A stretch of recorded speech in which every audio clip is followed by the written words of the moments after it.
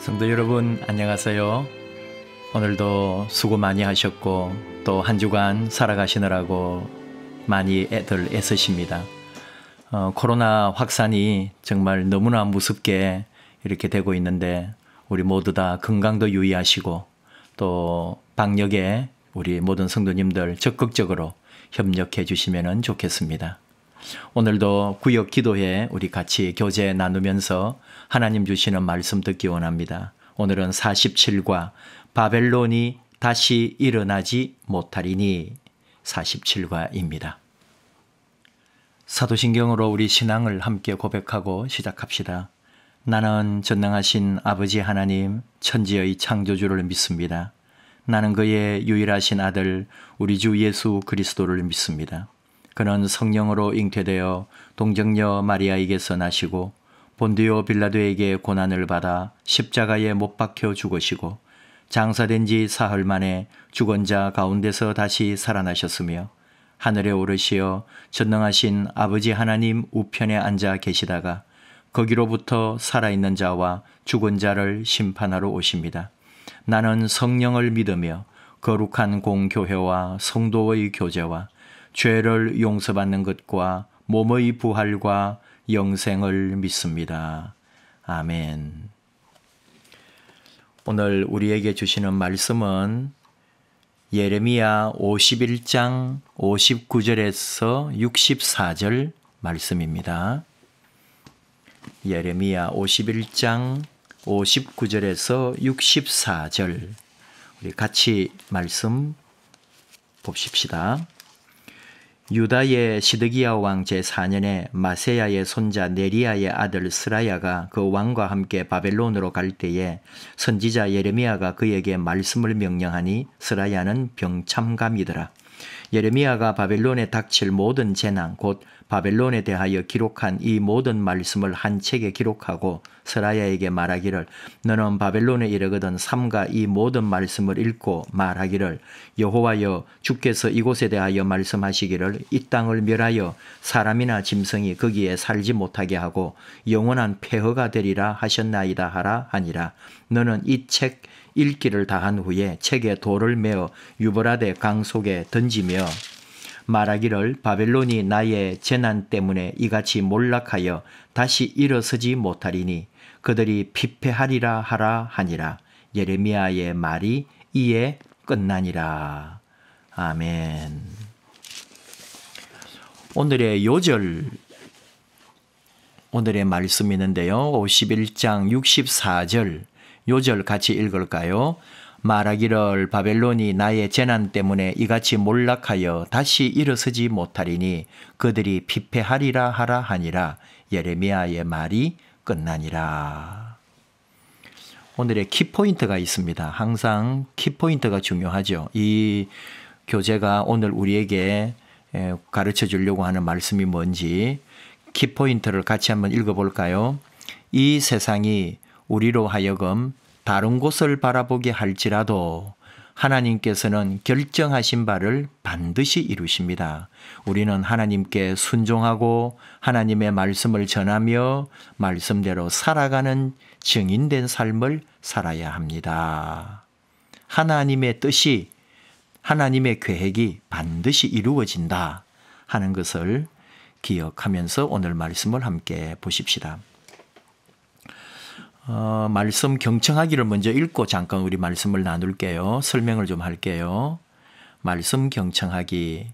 하나님께서는 바벨론이 하나님의 심판으로 영원한 폐허가 되고 다시는 일어서지 못할 것임을 전하라고 말씀하셨습니다. 예레미야는 바벨론에 닥칠 모든 재난을 책에 기록하고 네리야의 아들이며 바룩의 형제인 스라야에게 이 말을 전하도록 했습니다. 이 책에 기록된 것을 다 읽은 후에 또 그 책은 돌을 메어 가지고 유브라데 강 속에 던져버리라. 그래서 다시는 그 책이 물 위로 떠오르지 못할 것처럼 그래서 하나님께서는 바벨론이 반드시 멸망해서 다시는 일어나지 못할 것을 상징적으로 말씀해 주셨다. 그런 내용입니다. 지금 우리가 51장을 읽었는데 아직 52장이 한 장 더 있거든요. 근데 51장 64절 끝에서 예레미야의 말이 이에 끝나니라 이렇게 돼가지고 실제로 예레미야서는 51장으로 끝나요. 그럼 52장은 왜 있느냐? 바로 그 예레미야의 예언이 성취됐다는 것을 증명하고 보여주기 위해서 뭐 부록이라고 할까요? 예레미야의 예언에 이어서 예레미야의 예언의 그 정확성을 한 번 더 이제 기록해 놓은 거예요. 그러니까 51장까지 지금 이제 끝난 건데 오늘 이 내용이 뭐냐? 그걸 이제 더 깊이 살펴보기를 보면서 한번 또 설명을 하고 가야 되겠죠. 그래야 우리가 이 말씀을 이해하기가 더 좋습니다. 마지막 끝에 더 깊이 살펴보기. 오늘 이 51장이 뭐냐? 46장부터 이어진다 이 말이에요. 46장부터 51장까지 이방에 대한 예언을 마무리하는 종결이다. 여기부터 이제 뭐냐면은 이 이스라엘에게 영향을 준 10개 부족들, 10개 나라, 이 10개 정도 이 주변의 열방들에 대해서 하나님의 심판에 대하여 예언을 지금 쭉 해왔거든요. 그러니까 지금 이제 마지막 종결, 바벨론 멸망에 대해서 지금 이야기를 하고 있는 겁니다. 애굽, 블레셋, 모압, 암몬, 에돔, 다메섹 뭐 이런 여러 나라들 쭉 얘기죠. 그래서 바벨론 드디어 50장과 51장에 바벨론을 이제 멸망의 예언을 하고 다시 여기 52장은 예루살렘 함락과 바벨론 강제 이주를 언급하는 부록이다. 실제로 51장에서 예레미야에서는 끝났다. 예레미야와 에스겔은 유다가 절대로 바벨론에 대항해서는 안 된다. 그러니까 친바벨론주의자들 이렇게 이제 우리가 분석을 합니다. 왜 이 얘기를 하냐면은 그 당시에 국제 정세가 그래도 애굽에 붙어야 된다. 정치인들이 그랬다고요. 정치인들 중에는 친애굽 정책으로 가자고 하는 사람이 많았어요. 근데 예레미야, 이제 에스겔은 또 에스겔서에서 그렇게 하는 거고 예레미야 같은 사람은 애굽을 반대했습니다. 절대로 애굽으로 가지 말라 그랬어요. 그런데 예레미야는 그래서 바벨론의 말을 들어야 된다고 자꾸 얘기한 거예요. 그러니까 사람들이 싫어했죠. 바벨론은 우리를 공격하고 지금 이 말씀 당시에 벌써 바벨론이 2번이나 침공해가지고 많은 포로를 끌고 갔거든요. 그래서 그 포로들이 벌써 바벨론에 잡혀가 있었어요. 그런 바벨론하고 왜 화친하냐고. 애굽하고 해가지고 힘을 모아서 바벨론에게 저항하는 것이 더 옳다고 주장하는 이 유대의 정치인들이 많이 있었단 말이죠. 근데 이 예레미야는 끝까지 친바벨론, 반애굽을 주장했습니다. 그래서 공격을 많이 받아요. 정치인들로부터. 그리고 거짓 예언자들로부터도 공격을 받고 그래서 예레미야가 갇히기도 하고 고통도 받고 핍박도 받고 그런 일이 많이 있었다는 거죠. 근데 지금은 예레미야가 바벨론에 대한 심판을 예언합니다. 친바벨론주의자였는데 지금은 바벨론에 대해서 예언한다는 거예요. 무슨 얘기냐? 하나님께서 바벨론도 결국은 멸망시킬 거다. 그 바벨론에 대한 예언을 이제 책으로 했고 이거 이제 두루마리로 됐겠죠, 당연히. 그리고 시드기야가 느부갓네살을 만나러 바벨론에 갈 때 그를 수행하는 스라야에게 주면서 바벨론 유브라데 강에서 그 책을 던져라. 예레미야가 친바벨론주의자였는데 지금은 바벨론을 사랑해서가 아니었고 결국은 하나님께서는 바벨론을 멸망시킬 거니까 지금 이 예레미야는 바벨론의 멸망을 예언하는 거예요. 그러면 왜 친바벨론 정책을 해야 된다고 이 예레미야는 주장을 했느냐? 그 당시에 유다가 취해야 할 외교 노선이었지 영원히 바벨론하고 화친하라는 말은 아니었다는 거예요. 예레미야에게 하나님이 주신 지혜를 통해서 지금은 바벨론과 화친하고 해라 했는데 말을 안 들은 거죠.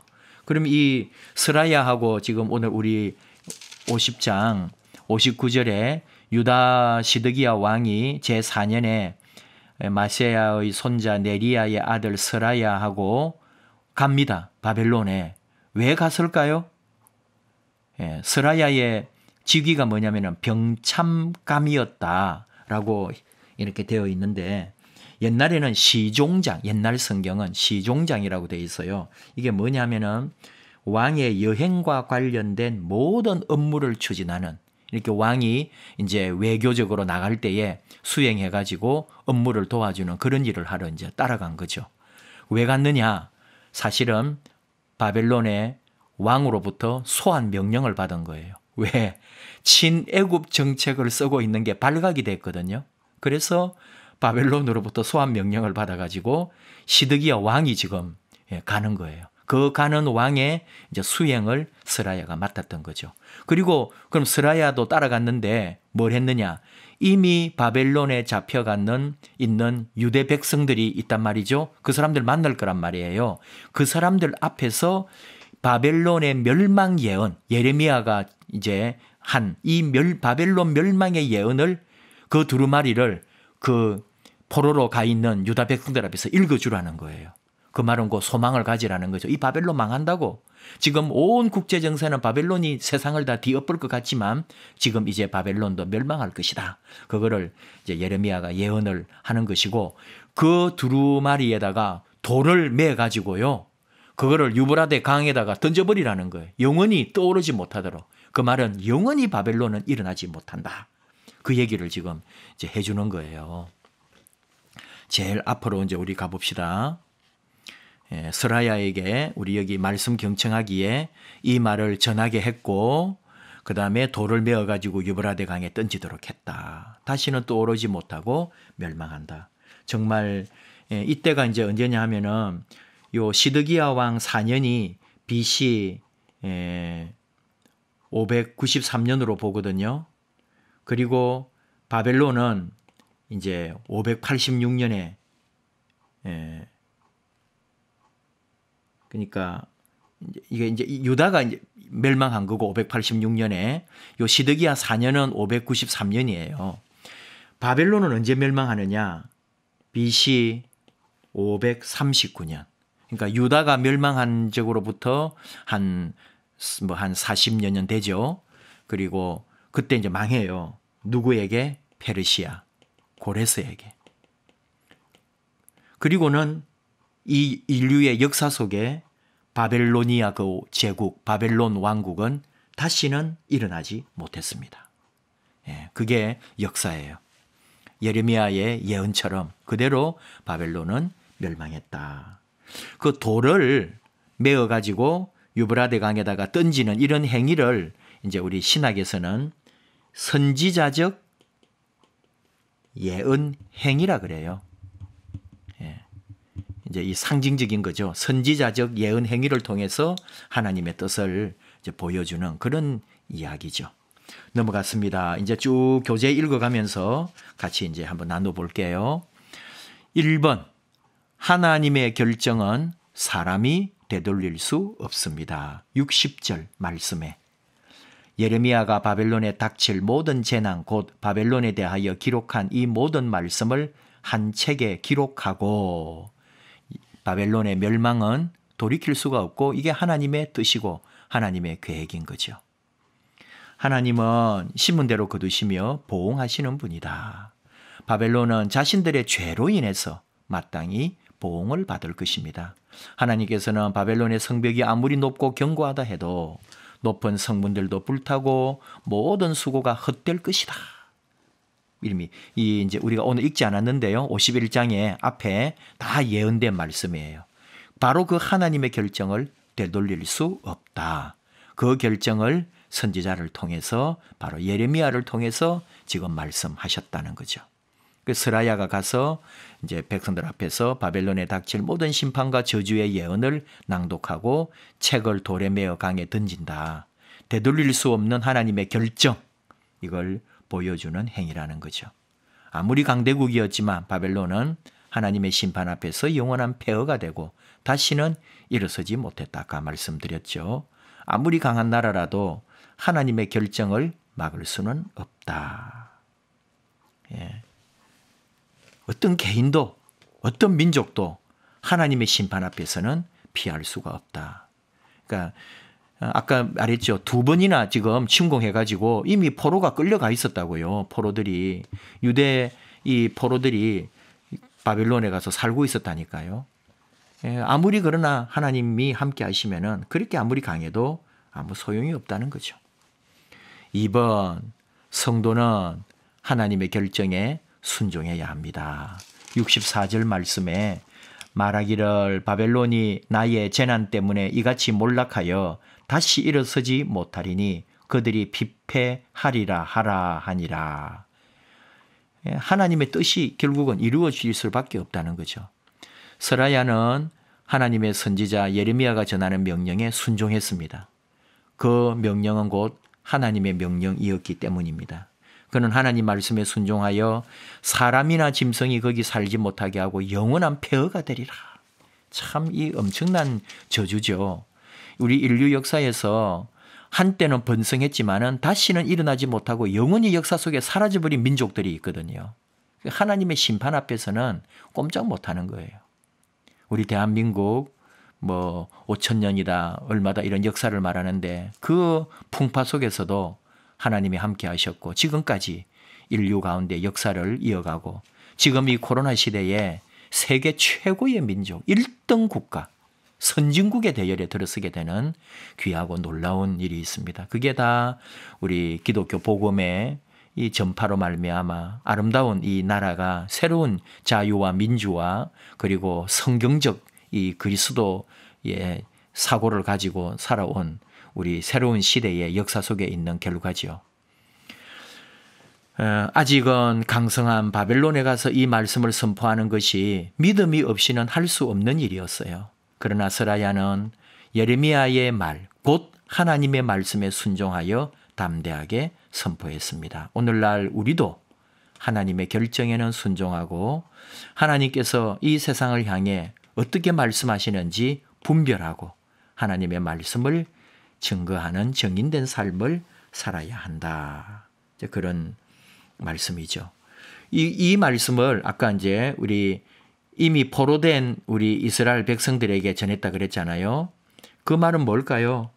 하나님의 자기 백성에 대한 사랑이죠. 변함없는 사랑. 그러니까 우리는 포로들은 소망을 가지라는 거예요. 이게 중요합니다. 포기하지 마라, 낙심하지 마라, 소망을 가져라. 이걸 우리에게 지금 하나님은 전해주고 계신 거죠. 성찰하기. 요나 얘기를 조금 하고 있습니다. 요나가 니느웨의 멸망을 선포하려는 명령 받았습니다. 그러나 요나는 명령 듣지 않고 다시스로 도망하기 위해 배를 타러 욥바로 갔습니다. 그 욥바에서 결국 출발했지만 풍랑 만나고 던져지고 물고기 뱃속에 들어가고 그러나 하나님께서는 생명을 사랑하셨기 때문에 하나님의 계획을 포기하지 않으셨다. 요나는 결국은 니느웨에 갔고요. 그곳에서 하나님의 말씀을 선포하죠. 그러니까 그 말씀을 들은 니느웨 백성들이 왕부터 백성과 가축에 이르기까지 회개하고 돌아왔다는 거죠. 하나님은 심판을 거두셨어요. 요나는 도로 분을 내고 싫어했다는 거죠. 성냈다는 거죠. 이렇게 하실 거면 차라리 나 죽여달라고 화도 냈어요. 근데 하나님은 박능쿨 사건을 통해 생명을 사랑하신 하나님의 뜻을 요나에게 전해주셨다. 결국은 하나님은 포기하지 않으시고 하나님의 뜻대로 하나님의 계획을 이루신다. 하나님께서는 우리에게도 우리가 어떻게 살아야 하는지 말씀하십니다. 우리는 하나님의 뜻에 순종하고 하나님 말씀대로 살아야 합니다. 요나를 통해 하나님의 계획을 이루어 가신 하나님은 우리를 통해서도 하나님의 뜻을 이루신다. 여러분, 우리는 결국은 하나님의 사랑 안에 있는데 하나님께서 예수 그리스도를 통해서 하나님 사랑을 우리에게 보여주셨거든요. 그 구원의 놀라운 계획을 예수님을 통해 우리 안에 이루어 주셨잖아요.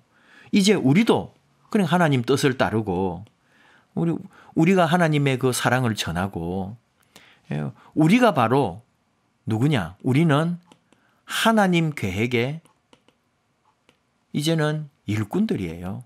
이 시대에 우리가 그리스도인으로 세상을 향하여 하나님의 뜻을 이루어가는 종들이 된 거죠.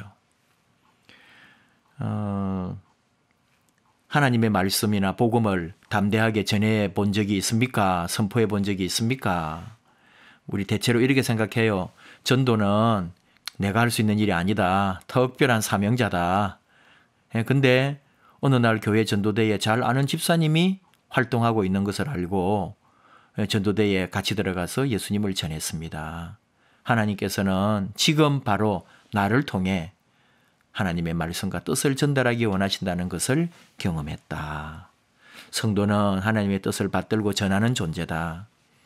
그 일을 감당하는 데 가장 필요한 것은 하나님의 결정에 대한 믿음. 하나님의 그 결정에 대한 믿음. 이 확실한 믿음으로 나아간다면 우리도 삶에서 하나님의 말씀을 대언하는 증인이 될 수 있다. 그런 교훈이고 가르침입니다. 내용이 그렇게 어려운 내용은 또 아니기 때문에 이 말씀을 통해서 우리가 나누고 결단하기로 갈까요? 결단하기. 이 세상은 세상의 가치 기준과 흐름에 따라 흘러가지만 그것과 상관없이 하나님께서는 자신이 계획하신 것을 반드시 이루십니다. 하나님의 계획은 완전하며 변하지 않는다는 확신을 갖고 말씀에 의지하여 담대하게 나아가겠습니다. 하나님의 말씀을 전하며 하나님의 뜻대로 살아가는 증인된 삶을 살겠습니다. 오늘 서야라를 통해서 우리가 배운 거예요. 예레미야의 말씀을 들고 가서 그게 비록 포로로 와 있는 유대 백성들에게 전하지만 그게 소문이 날 수도 있거든요. 바벨론 제국에. 그 위험을 무릅쓰고 지금 친애굽 정책 썼다고 불려왔음에도 불구하고 바벨론의 멸망을 선포했던 스라야에게서 우리가 배우는 거죠. 찬송도 있습니다. 오늘의 기도 같이 읽읍시다. 이 세상을 주관하시는 하나님, 튼튼한 성벽과 높고 큰 성문도 하나님의 심판 앞에서는 무용지물임을 깨닫게 하소서.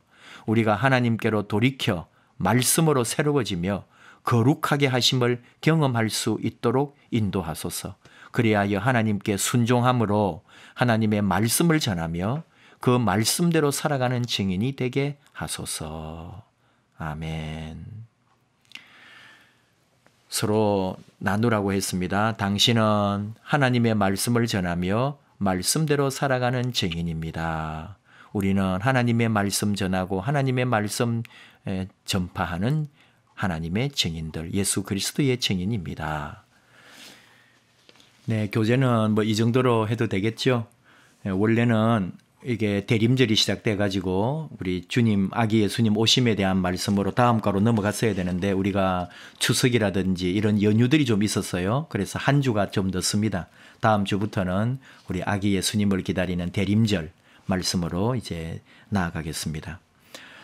여러분, 정말 힘든 시간들 우리 다 보내고 있습니다. 모두가 다 그렇습니다. 그런 중에도 끝까지 하나님의 말씀, 하나님의 사랑, 하나님의 은혜를 잊지 말고 하나님으로부터 받은 그 귀한 은혜를 나누고 전하고 예수 그리스도의 그 복음, 사랑을 실천하고 전하고 또 그렇게 살아내는 그런 귀한 우리 하나님의 자녀들, 귀한 석수중앙 우리 공동체가 되기를 원합니다.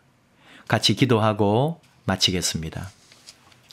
하나님 아버지 감사합니다. 오늘도 이렇게 구역 교제를 통해서 만나게 해주시고 또 하나님의 말씀 나누게 해주시고 또 스라야를 통해서 예레미야로부터 받은 이 예언의 말씀을 그 위험한 곳에 가서 전하고 그리고 백성들을 위로하고 소망 중에 나아갈 수 있도록 그렇게 쓰임받게 해주심을 배웠습니다. 우리도 하나님의 종으로 또 하나님으로부터 부름받은 일꾼들로 말씀으로나 삶으로나 우리의 믿음으로 이 세상 그렇게 담대하게 나가게 하시고 또 우리를 통해 주의 복음이 전파되고 하나님의 말씀이 나누어지도록 그렇게 아름다운 하나님의 자녀들, 하나님의 아름다운 일꾼으로 저희를 사용하여 주옵소서.